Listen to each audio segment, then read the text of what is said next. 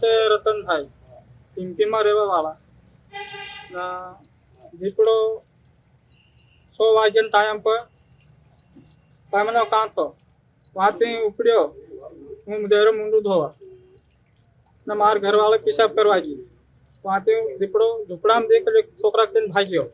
આ ખોપડી ધરી લઈને ભાગ્યો તો સામો ભેગા થઈને દોડ્યા તો ત્યાંથી કમસે કમ 100-200 ફીટ ઉપર લઈ ગયો.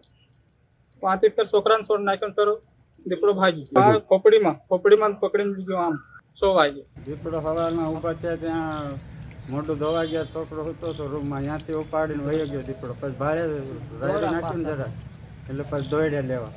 સોડાવીને લાવ્યા બિલકુલ 2 વરણ એ ઉપાડ્યા. પછી જામ થઈ અમને લઈ ગયો છોકરાને. પછી દોડ્યા વાહન તો એની પાસે સોડાવીને લાવ્યા પાછા રૂમમાં હીરાવા.